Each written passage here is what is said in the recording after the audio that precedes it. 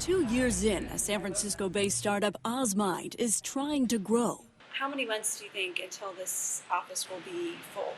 That is primarily driven by our hiring goals at this point in time. The health record software and research company has distributed teams from Hawaii to New York. But like many companies challenged with the Great Resignation, Osmind is struggling to compete for quality candidates. We've seen some challenges around attracting the right talent to come in because it's not about resigning from the workplace so much. It's about resigning from the type of workload and the type of feelings that were around carrying a 9-to-5 job. Quinn Morgenthaler is the HR director at Osmind. She says the Great Resignation is forcing smaller companies to realign expectations and prioritize flexibility even more than before. That flexibility that's appropriate, and then competing against some of the bigger fish out there. We're 2 years old, we're not a Google, we're not a Facebook, and we don't necessarily expect to be. While Osmind has a high retention rate, Morgenthaler says if they lose a candidate, it's usually tied to compensation restraints.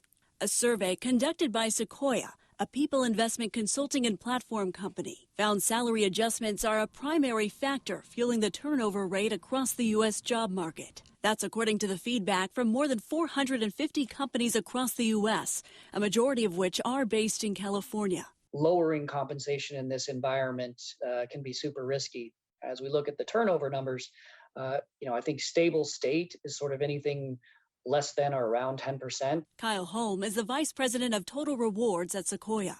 He explains of the companies surveyed, roughly a third indicated their employee turnover rate was between 5 to 10%, whereas more than a third of others indicated it was between 11 to 30%. What we're seeing as far as what falls into this Great Resignation is really just a realignment between what the employer can do for the employee and what the employee needs to feel successful. Prioritizing the employee to not only stay competitive, but help avoid burnout. Definitely more of a blur between, work and life.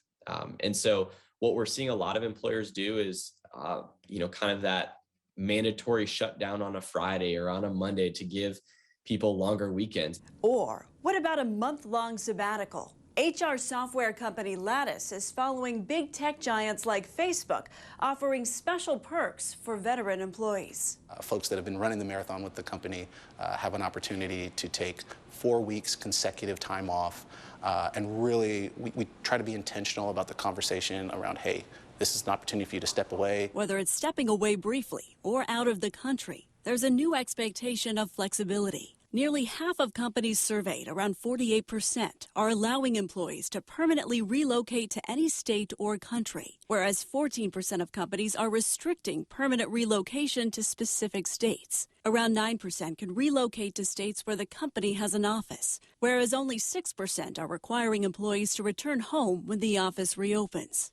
People have made commitments that they're saying, hey, being fully remote is my jam. That's what I want to do, and we embrace that. But the challenge is finding attractive offers that work for everyone while keeping up with demands of a tight job market. So the resignation is really about realigning those expectations, having open dialogue so that everybody is really getting what they need.